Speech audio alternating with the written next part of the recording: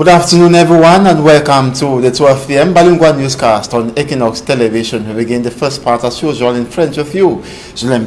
Bonjour. Good day to you, Innocent Azé. Mesdames et messieurs, bon après-midi à toutes et à tous. Les pertes sont évaluées en centaines de millions de francs CFA après le énième incendie survenu au marché Mardi de Douala. Les commerçants ont pu faire leur bilan ce matin et parlent de près de 40 boutiques parties en feu. Les sapeurs-pompiers, par contre, font état de 20 boutiques consumées par les flammes. Sur les causes de cet incendie, les commerçants parlent du retour brusque de l'énergie électrique. Gladys Sidier, Innocent Abega. De l'incendie qui s'est déclaré ici au marché Mbopi, les commerçants sont arrivés sur place pour constater eux-mêmes l'ampleur des dégâts. Et juste derrière moi, on a encore une équipe des sapeurs-pompiers qui s'active parce que très tôt ce matin, on avait encore les flammes qui s'échappaient de cette boutique dans laquelle étaient installés des appareils électroménagers. Les commerçants nous font savoir qu'une quarantaine de boutiques seraient parties dans cet incendie. Nous avions énormément perdu. La boutique que vous aviez en face de vous, c'est notre boutique. Elle est 2 en 1. Et nous avions tout perdu dedans. Nous vendons des groupes électrogènes, des télés, des placements, des régulateurs de tension, électronique, électroménagère. Tout est allé en feu. On n'a pas pu sauver un seul grain. Tout est parti en feu. Nous évaluons, nous sommes ici à plus de 50 millions. C'est l'un des magasins les plus costauds ici parce que c'est 2 en 1. Donc on m'a appelé hier soir à partir de 21h. Et j'ai couru comme je pouvais parce que je pensais que je pouvais sauver quelque chose parce que la boutique, voilà, c'est les appareils électroniques, plaques à gaz et autres. Donc, je suis arrivé ici hier soir, constater que la boutique était calcinée. On n'a même pas pu sauver quelque chose. On peut estimer à 15 millions. Hein. 15 millions, ça c'est juste estimatif parce qu'il venait juste de faire les achats. Donc il a fait les achats lundi que le feu a commencé. Donc, et aussi c'était un magasin. Des installations électriques ont dû être détruites afin de favoriser l'accès à ce marché. L'équipe de sapeurs-pompiers également nous fait savoir que le véritable problème dans ce marché, eh bien, c'est l'accès. Ils ont dû se battre d'abord pour pouvoir avoir accès au lieu même de l'incendie afin de combattre les flammes qui malheureusement s'étaient déjà propagées. C'est autour de 20h, 20 minutes qu'on a reçu l'appel, on a dépêché le premier engin pour venir voir ce qui se passe. Forcément, quand il arrive, il constate que tout ce que vous voyez derrière vous comme boutique était déjà totalement embrasé. Vous savez, les interventions les plus difficiles pour nous, c'est sur la nuit. Pourquoi? Parce que l'incendie est découvert peut-être tardivement. Alors quand on arrive, il y a tous ces boutiques-là qui étaient déjà embrasés. Et quand le premier véhicule qui est arrivé constate que tout est embrasé, il demande au renfort. C'est comme ça qu'on envoie rapidement le renfort pour venir essayer de sauver la situation. C'est les dispositions constructives qui ne sont pas respectées, qui nous empêchent de se mouvoir ou de bien travailler, si on peut dire ça simplement. Pourquoi? Parce que pour un feu comme celui-ci, on appellera ça un petit feu banal qu'on pourrait vite éteindre. Mais maintenant, on passera du temps à lutter contre l'accès que le feu lui-même. Le temps d'aborder le feu lui-même, il s'est beaucoup développé. Qu'est-ce qu'il y a comme armada d'obstacles, même pour un piéton d'entrer dans le marché Mbopi? Ceux qui ont construit les boutiques au marché Mbopi n'ont pas prévu les extensions. Donc, si tous les commerçants pouvaient prendre en eux de garder leurs marchandises à l'intérieur de leur boutique, forcément les acheteurs vont arriver. Mais maintenant, si tout le monde prend sur lui de faire l'extension de sa boutique vers l'extérieur sur le nom d'exposés, c'est un obstacle pour les intervenants que nous sommes. Ces 20 boutiques qui ont brûlé, on aurait pu empêcher que ce ne soit pas 20 boutiques. Pourquoi et comment? Il faut vite arriver. Dans ces boutiques, des mèches étaient commercialisées, des appareils électroménagers, des produits de beauté et bien d'autres encore. Les commerçants sont en larmes. Ils n'ont plus que leurs yeux pour pleurer et c'est un véritable coup dur. Nous sommes ici à plus de 40. Si j'aille d'ici, c'est même plus de 40 magasins. Plus de 40 magasins. Et nous avions tout perdu. On n'a pas pu sauver quelque chose. Face à la fin d'année, les achats ont été faits et tout est allé en feu. Nous attendons l'aide de l'État pour pouvoir voir dans quelle mesure nous pouvions au moins, ça peut au moins nous consoler. On peut rappeler également que c'est le énième incendie qui se déclare ici au marché de Mbopi. Pour Equinoxe Télévision, nous sommes Steve Eboulet et Gladys Sidier. Et 48 heures après l'incendie survenu au poste électrique de Deido, entraînant l'explosion d'un transformateur et endommageant d'autres équipements importants, le ministre de l'Eau et de l'Énergie y a effectué une descente ce matin. Gaston Elundo Essomba est venu s'assurer de l'effectivité des travaux par les équipes de la Société nationale du transport de l'électricité, Sonatrel. Je vous suggère de l'écouter. Le site a connu un incident. Ce site qui comprend 2 transformateurs, un de petite capacité et un autre de grande capacité. Nous avons perdu le transformateur de petite capacité. Et celui de grande capacité qui est opérationnel, qui est d'ailleurs plus jeune, permet de ravitailler l'essentiel des ménages et des agents économiques qui se prennent l'énergie à partir de ce poste. Donc au niveau des populations de Douala, il n'y a pas d'impact. Nous perdons la sécurité N-1 au niveau du site et les dispositions seront rapidement prises pour mettre un nouveau transformateur ici. Et celui-là sera de capacité beaucoup plus importante. Donc on peut dire aux populations de Douala qu'il n'y a pas de souci au niveau de l'approvisionnement en énergie électrique. C'est un incident comme tous les autres. L'incident a été maîtrisé et la Sonatrel est en train de prendre toutes les mesures pour que la qualité du service reste la même. Évoquons à présent ce mouvement d'humeur du côté de Yaoundé. Les conducteurs de mototaxi s'indignent de la décision du gouverneur de la région du centre, leur interdisant de circuler dans le centre-ville et sur les voies principales des 7 arrondissements. Pour exprimer leur ras-le-bol, ils ont bloqué la circulation au niveau des quartiers Tinga et Éleveur à l'aide des pneus. La gendarmerie est intervenue pour ramener le calme. Et dans le chapitre politique de ce journal, la session parlementaire de novembre s'ouvre ce mardi. Les travaux ont débuté à 11 h à l'Assemblée nationale et dans l'après-midi, ce sera à 16 h au niveau du Sénat. Généralement consacrée à l'examen et à l'adoption de la loi de finances de l'année suivante, cette session devrait statuer sur la tenue en début 2020 du double scrutin. Et le deuxième forum sur la paix démarre ce jour à Paris, en France, une initiative du président français à laquelle prennent part une trentaine de dirigeants du monde, dont une dizaine de chefs d'État africains. Le sommet s'ouvre officiellement ce mardi avec un discours d'Emmanuel Macron, puis suivront des travaux en atelier. L'objectif est de recueillir les propositions afin d'adresser efficacement les crises sécuritaires et politiques dans le monde. Et toujours dans le chapitre politique de ce journal, après la convocation du corps électoral, quelles sont les prochaines étapes de mise en œuvre du processus aboutissant à l'organisation de ce double scrutin le 9 février prochain? Élément de réponse dans ce reportage de Joël Essengue et Guizoro. Avec la convocation du corps électoral pour les municipales et législatives de 2020, le politiste Aristide Mono estime venu le temps de la conquête de l'électorat par les partis politiques. Il revient aux acteurs qui iront à la compétition de mieux affûter leurs armes. Et cela commence déjà par des primaires ou des choix des candidatures dans les différents états-majors partisans. Après cela, il va falloir se lancer dans l'occupation territoriale, question de conquérir les masses, question de séduire l'électorat. Dans un laps de temps compris entre la convocation du corps électoral et la tenue du scrutin, précise-t-il, ils devront franchir quelques étapes. D'ici le 25 novembre, les listes devraient normalement être déposées par les différentes formations partisanes. Et après cela, le 7 ou le 9 décembre, il va falloir publier les différentes listes et attendre probablement le contentieux qui va s'en suivre. Puis viendra alors le temps de la campagne électorale, ajoute-t-il.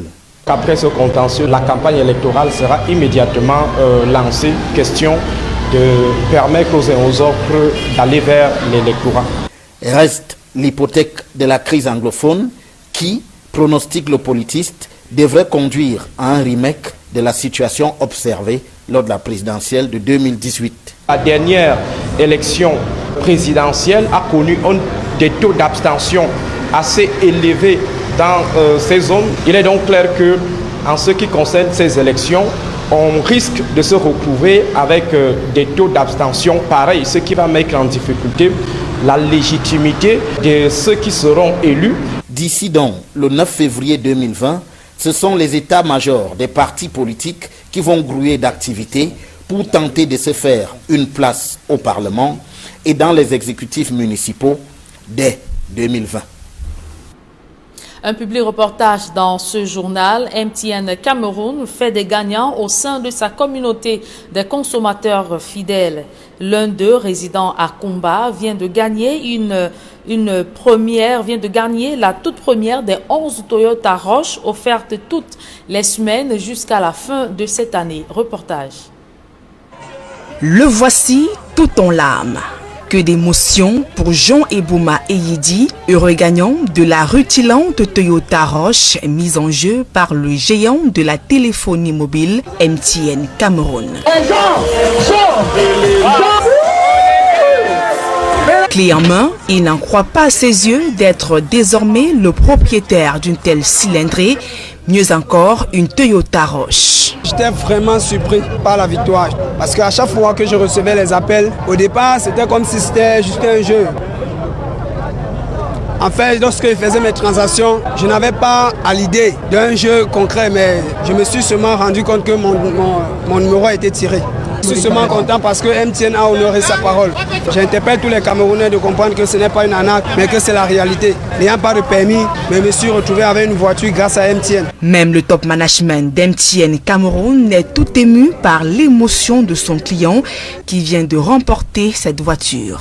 J'ai été beaucoup touché par l'émotion, au point où il en a perdu les mots, il ne pouvait plus s'exprimer et il pleurait. Et c'est cette émotion que nous apportons ici au Cameroun en tant que leader sur le secteur de la téléphonie. Jean Ebouma Eyidi est ainsi le deuxième gagnant de la Toyota Roche depuis le lancement de cette campagne il y a 3 semaines. Et nous allons continuer. On a encore 9 voitures en stock. Pour gagner, c'est très simple. Il vous suffit de faire une transaction Momo de plus de 5 000 francs ou d'acheter un forfait de plus de 250 francs. À partir de ce moment-là, vous êtes immédiatement dans la promotion. Nous avons déjà donné à plus de 5 000 clients 5 000 francs directement dans leur compte Momo, comme nous l'avons promis aux Camerounais.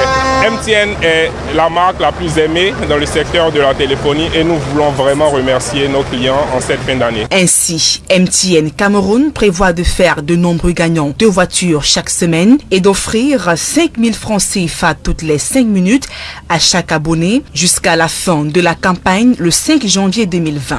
Privilégiés dans cette initiative d'MTN Cameroun, les fidèles partenaires bénéficient eux aussi d'une attention particulière. Bon nombre d'entre eux ont reçu des récompenses pour le travail abattu durant ces années de collaboration. On n'a abandonné personne au cours de cette promo. Autant que les abonnés ont été servis, nos partenaires dans le réseau de distribution également ont été servis. Et vous avez chaque semaine 3 par région, fois 12, ça fait 36 gagnants qui gagnent des lots allant jusqu'à 100 000 francs dont les comptes mobile money sont directement approvisionnés. Il y a eu certains d'entre eux au cours de cette semaine qui sont passés ici tout à l'heure et qui ont reçu le certificat. Les fêtes de fin d'année s'annoncent toutes en couleurs pour les milliers d'abonnés d'MTN Cameroun. La cérémonie riche en sang et en couleurs de remise du véhicule au deuxième gagnant de la Toyota Roche s'est déroulée au marché de Ndokpassi dans le 3e arrondissement de la capitale économique Douala. Le public venu nombreux a eu droit à une ambiance festive avec la bénédiction de Dame Pluie.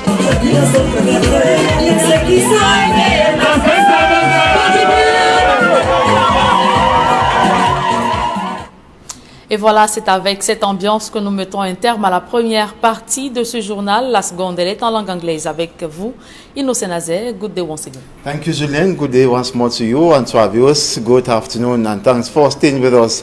Flames was generated at the Mbopi market in the Douala 1 municipality last night ravaged over 40 shops, leaving affected traders in tears over losses incurred as material damage was enormous. Firefighters were equally there to quench the flames from spreading. Some traders hint the flames generated from poor electrification. This morning, some victims were seen collecting some items slightly consumed by the flames.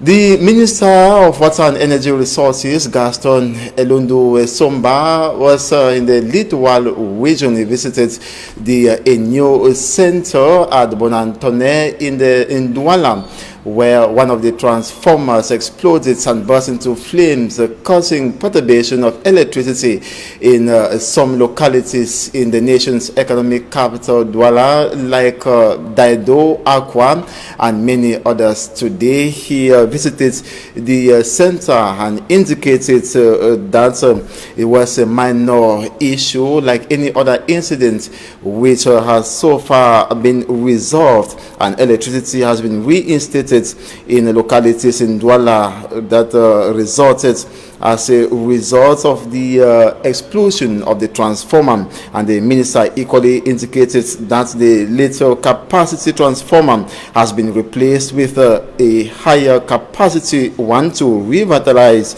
distribution of energy in the city of Douala.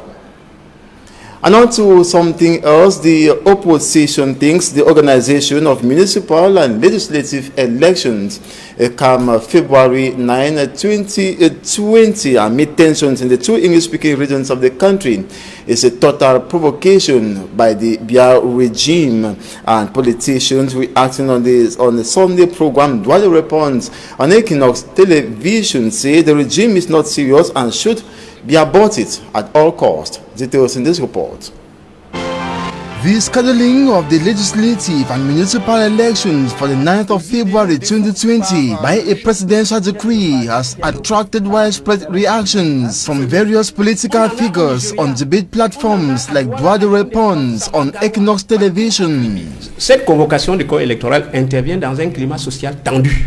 Barrister Lavoisier Sapi, SDF militant, holds that the electorate is convinced at the moment when the socio-political climate is tense, especially in the northwest and southwest regions.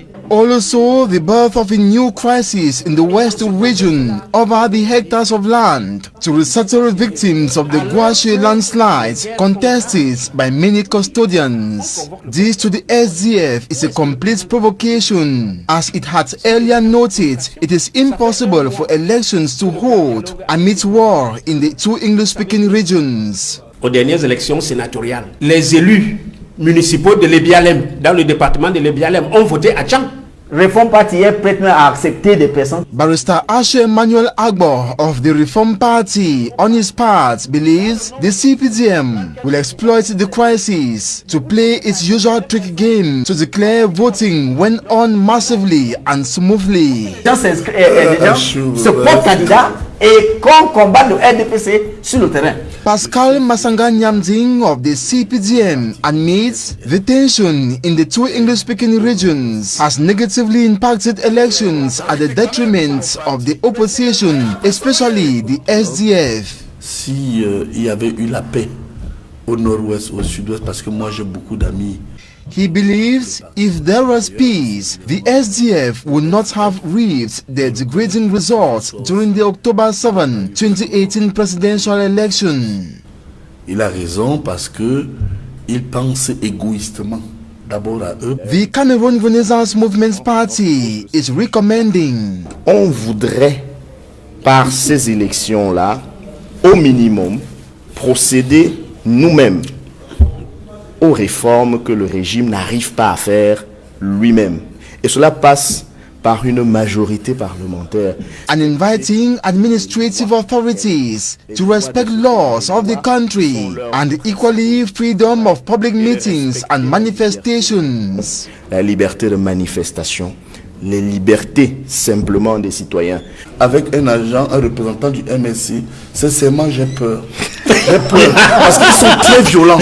But this to Pascal Masanga Nyamding of the CPDM should be intolerable. As to him, the CRM has implanted fear within the ruling CPDM party with its persistent violence and irresponsible operations to destabilize the country. À tous les moyens, qui peut autoriser un tel meeting? Considering the fact that the opposition had demanded elections to be organized when peace is in the country with electoral reforms. Other politicians like Barrister Ashu Emmanuel says no opposition at this time should be blindfolded and should effectively participate in the elections whether or not their preconditions have been saluted by the regime in power in order to defeat and put an end to the CPDM regime. Another political figure, Christian Pendaye Koka, president of the AG movement and allied to the Cameroon Renaissance movement opposition political party, Professor Maurice Kamto, on the program La Vérité en Face on Equinoxe television, says it will be frustrating to organize elections, that's the municipal and legislative elections, in the two English-speaking regions of the country whose climate is still tense. Take a listen to him. Can elections take place in the present context with regards to the situation, particularly in the northwest and southwest? But this is exactly, Jonathan, this is exactly what I'm saying. This is elections of proximity. This is an election of proximity. This is an election about the people electing the MP, the member of parliament. This is an election about people, electing the MP. This is election about electing the councillor, the municipal councillors.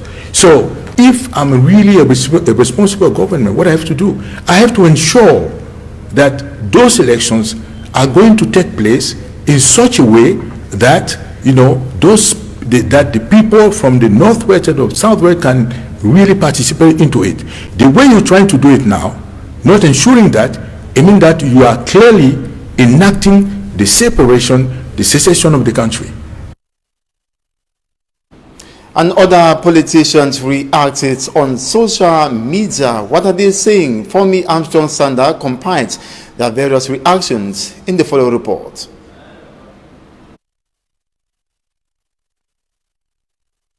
Reactions of politicians on social media regarding the convening of the electorate for February 9th, 2020 by the President of the Republic, Paul Biya, on Sunday. Report. The presidential decree convening electorates for the legislative and municipal elections on Biya has just announced independence through the decree. Writing further, he said the unfortunate Suicide Act for the country in view of the country's current socio-political context goes to convene even the most skeptic who still believe in him of the multiple negative signs that he has never stopped to commit during his long and hateful stay in power. The member of parliament of the Social Democratic Front, like his party, says it is totally impossible to organize elections in Cameroon at a time when the greater part of the country is buried in insecurity. In a similar opinion, the Cameroon People's Party, through its Secretary General, says no to elections in Cameroon. The party thinks what Cameroonians want now is the renaissance of Cameroon, the reawakening of its institutions, reforming the form of states in Cameroon, engaging in national reconciliation and resolving the Anglophone crisis. The CPP is categorically against all elections without a remake of Cameroon and is ready to push further for this stand. Ali Sajo of the APF party says the security atmosphere in the Anglophone regions that triggered the postponement of these elections has not improved. She says her party plans to meet and communicate an official position. Contrastingly, another political class immediately dashed into campaigns after the announcement by President Paul Biya. To Barrister Michelle Ndoki, it will be a moment for truth for those who believe she is engaged with the people. She said the time for the union is February 2020 and she will be honored to be called a parliamentarian. Speaking to supporters, Cabral Libi said the convinced election is an opportunity for them to demonstrate what they have been doing on the field since 2nd of January 2019.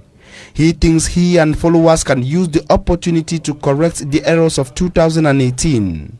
Serge Espoir Matomba of Pius Party appears on a banner calling on his supporters to join him on Operation 300 councils and 100 members of parliament in 2020. As the opposition remains divided over the convened elections, Barrister Emmanuel Pensi says President Paul Biya is on a legal and right path, noting that the opposition is not unanimous on why elections should or should not be organized in Cameroon. The legal minds challenged Cameroonians to go to the polls on February 9, 2020.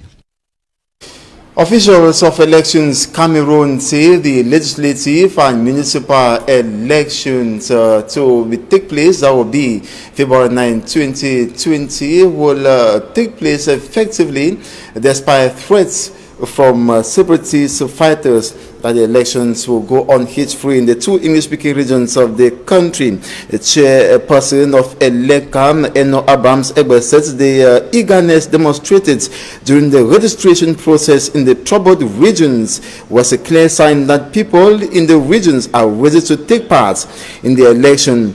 He noted that they are convinced the elections will take place in the region, no matter what, that ELECAM will put in place all measures to ensure the elections are hitch-free, that elections should